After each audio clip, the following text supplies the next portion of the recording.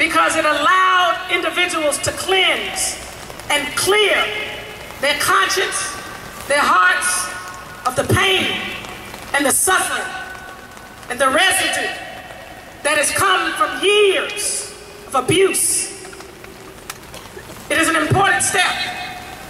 And I can tell you, coming from America, as an African American, who comes from generations of individuals who suffered through slavery and maltreatment, mistreatment, and torture, and abuse, and stripping from families and loved ones, to be freed and emancipated with no opportunity for economic upward mobility, to then suffer through a thing called Jim Crowism, where many were lynched, sometimes in front of others, children lynched, then to only suffer through segregation, where you're reminded that you are a second-class citizen, and therefore you cannot have the same quality of life as other individuals.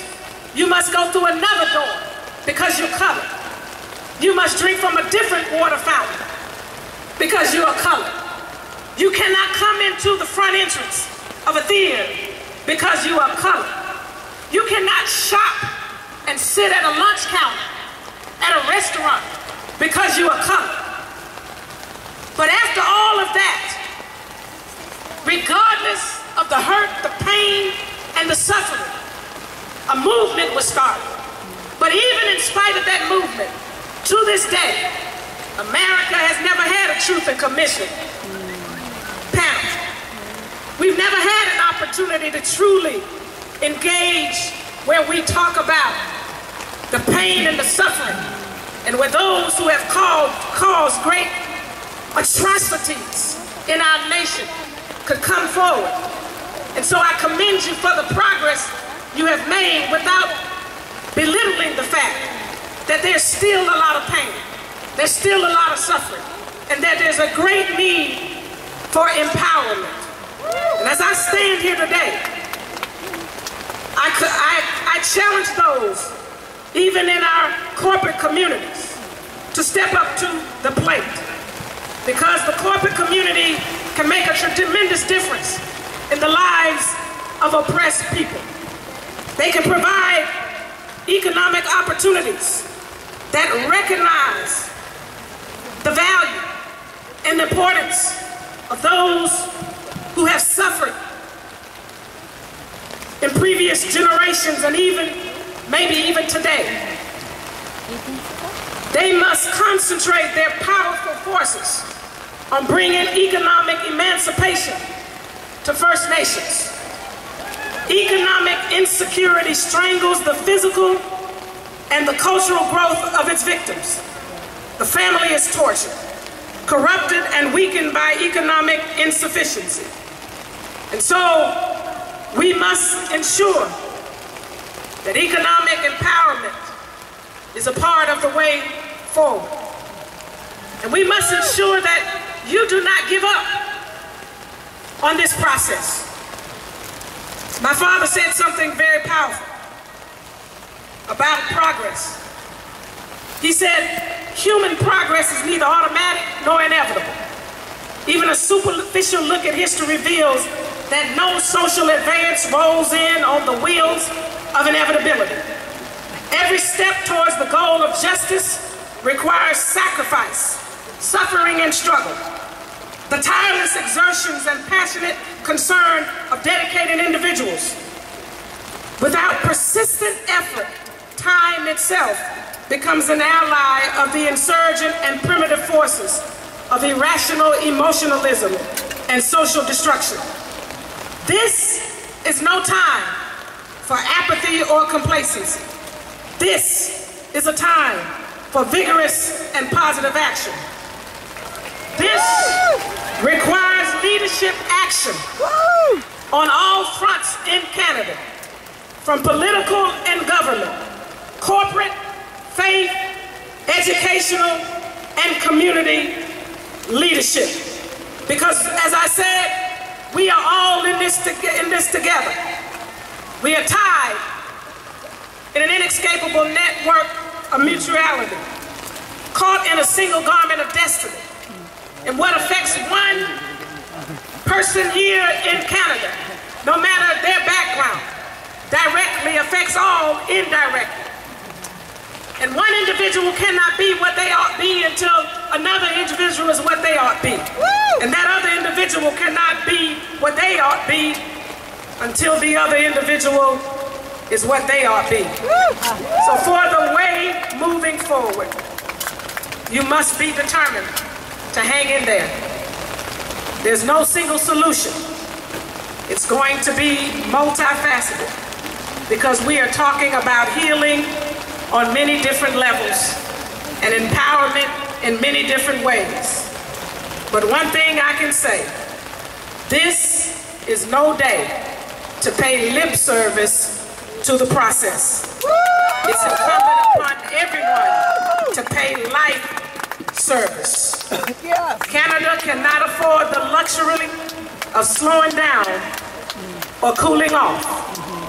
This is no time to wait. Sympathetic understanding and abiding patience is certainly welcomed, appreciated, and critical, but it is not an excuse for indecisiveness and inaction. With all of the assets of this great nation, it will continue to be retarded by the blight that debilitates all people, harms all people.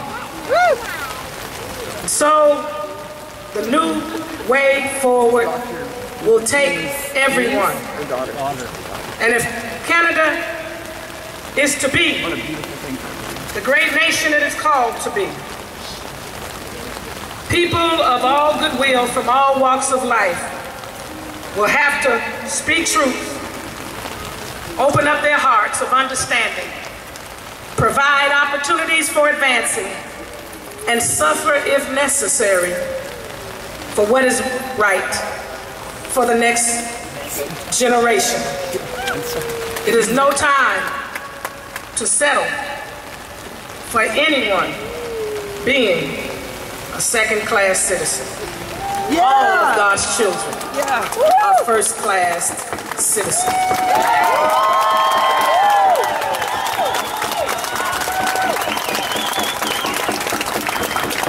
So as I close, I want you to look at the person next to you and tell them you are first class.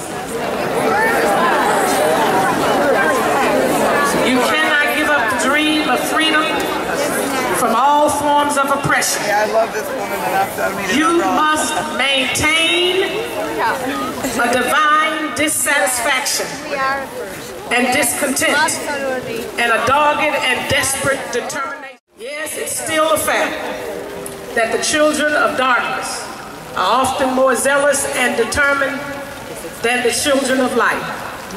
But today, I believe the children of light are prepared to move forward with a determination to ensure that all Canadians, First Nations, all brothers and sisters have everything that they need to live their fullest potential and destiny in this life. There's a story told about a man and a woman who died. They were visited by angels, and angels took them to a kingdom on one side of the universe. And there they saw this huge banquet table, and it had all these wonderful foods laid out, including a section for vegetarians. But the man and the woman noticed something strange because the bodies were frail. There was no laughter, there was no joy, there was no forward-moving progress. And the angel, the man and the woman asked the angel, what is the problem here? The angel said, there's one law in the entire universe. But the angel quickly rushed them off to another kingdom on the other side of the universe. And there they saw the same banquet table, the foods laid out in the same exact places, but the people were very different. There was forward-moving progress, there was mobility of limbs, there was a lot of joy being exuded, And the man and the woman backed up and said, whoa, wait a minute, what is the difference in these two kingdoms? And the angel said, there's still one law in the entire universe. There's one law in the entire world. There's one law in all of Canada. And they were puzzled, and the angel said, this is the law. You must use the utensils that are provided by the management. But these utensils were 10 feet long, 10 feet, forks, knives, and spoons. And the angel went on to explain in that first kingdom, they were taking these 10 feet utensils where there was no joy, no forward moving progress. And they were literally trying to feed themselves, and therefore they were starving. But he said, you see, in that second kingdom, where there was joy, there was forward moving progress, there was empowerment economically, there was spiritual growth and development. He said they took those same 10 feet utensils, but they decided to reach across the table and feed each other. The way forward is going to be for you to reach across whatever pain and suffering, reach across whatever issues that separate and divide, reach across misunderstanding and feed each other. So in the words of one of our songs in America, in the African American community, I leave you with this: walk together, children, don't you get weary. Work together, brothers and sisters, right here in Canada, don't you get weary. Struggle together, hold on to each other together, don't you get weary. Fight, fuss, but get over it together, brothers and sisters, and do not get weary. But don't forget to find a way to pray together, because you will get weary. And one day you'll all be able to join hands together and say in the words of my Father, and it will be a truth in this nation: free at last, free at last. Thank God Almighty.